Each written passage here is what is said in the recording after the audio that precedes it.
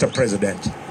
Na wewe rais, bahati yako hupendi watu wa kuambia ukweli. Nilipokuwa ninakuambia ukweli ukanifukusha kwa kazi yangu. Hiyo haijalishi, mi bado ni senator wa Kakamega. Na wenye walinipatia kura ndio hawa. Ladies and gentlemen, Boni Khalwale just told President Ruto to his face, "You fired me for telling you the truth."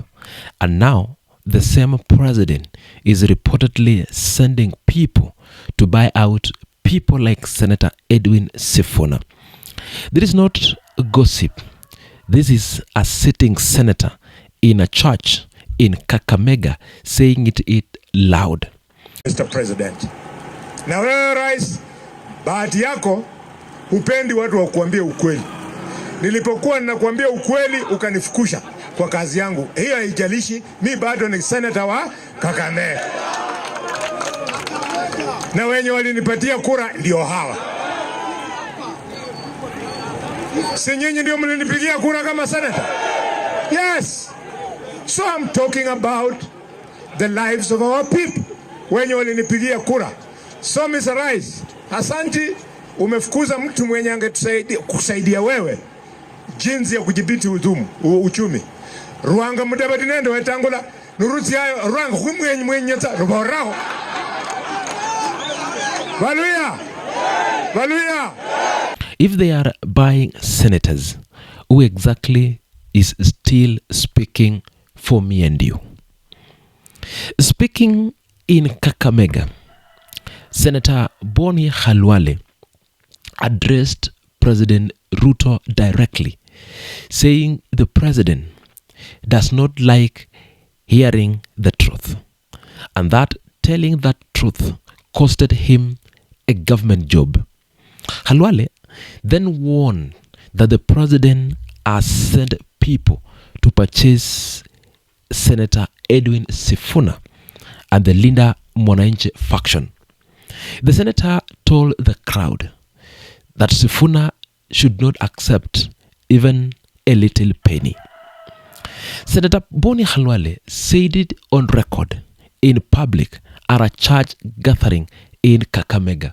First, that President Ruto fired him from a government position specifically because Khalwale was advising the president honestly on how to manage the economy. Secondly, that dismissal does not weaken him, that Kakamega voters are the one who gave him and handed the Senate seat, not the president. Third, and the most critical of that speech in the report and in the newspapers, confirm that President Ruto has dispatched people to buy Senator Edwin Sifuna and the Linda Mwananchi brigade. Khalwale then called on the congregation to pray specifically for three leaders to hold firm together. That is Governor George Natembeya of Trans Nzoia, Senator Godfrey Osotsi of Vihiga County, and Senator Edwin Sifuna, the leader of Linda Mwananchi. Nataka muombe Governor wa Trans Nzoia George Natembeya. Muombe Senator wa Vihiga Godfrey Osotsi. Muombe Senator wa Nairobi Edwin Sifuna. Bale! Nyinyi ndio nani? Nyinyi ndio nani? Haya. La kama bala ho. The framing was deliberate. These are not random names. These are opposition allied leaders who have been vocal critics of the current administration.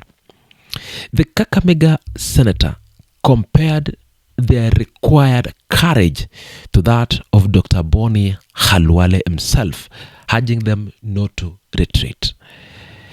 The senator also made a pointed distinction that the president did not give him votes. The people of Kakamega did it. That is not a small statement.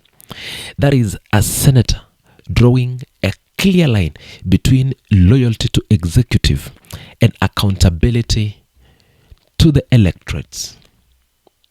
What Senator Boni Khalwale said in that charge in Kakamega is one of the most public direct accusation made against President Ruto in recent months, not from a press conference, not from an opposition rally, from a church gathering in his own backyard with his own name and the opposition on the line.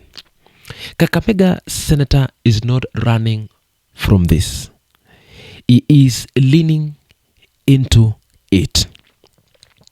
But the most important part of that speech is not what was said about the past. It is the warning about what is happening right now.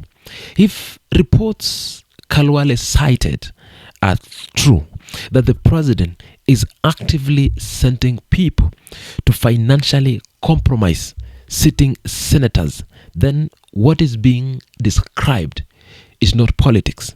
It is the systemic purchasing of the legislative arm of government that has been entrenched by the Constitution.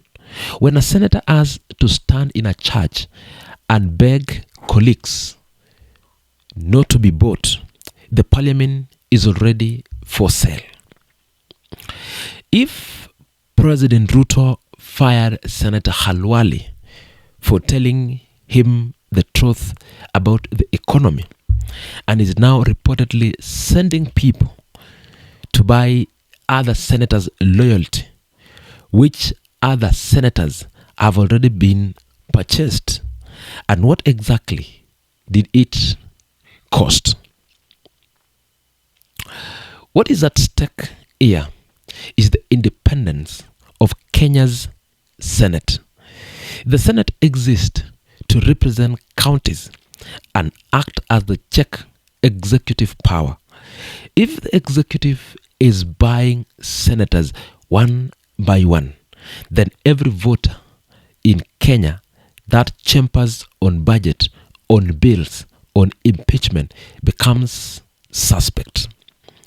The ordinary Kenyan watching from their phones right now is not just watching political drama. Every country or every county allocation, every law passed, every oversight function that the Senate is supposed to perform on behalf of the citizens is potentially compromised the moment a senator's vote is for sale. The cost of that is not paid by politicians. It is paid by the people who voted for them. Senator Edwin Sifuna has not yet responded publicly to Khalwale's warning. Governor George Natembeya has not spoken. The presidency has not denied the allegation that agents were sent to buy the likes of Sifuna. The newspapers Khalwale cited, the ones reportedly carrying this story, have not been challenged for defamation. That, watch whether Sifuna address this directly. Watch whether the presidency issue any denial. Watch whether any of those three leaders Khalwale named begin to shift their public position in the coming weeks. Because in Kenyan politics, the purchase is never announced. It only becomes visible when a senator, an MP, or an MCA who was supposed to speak suddenly goes very, very quiet.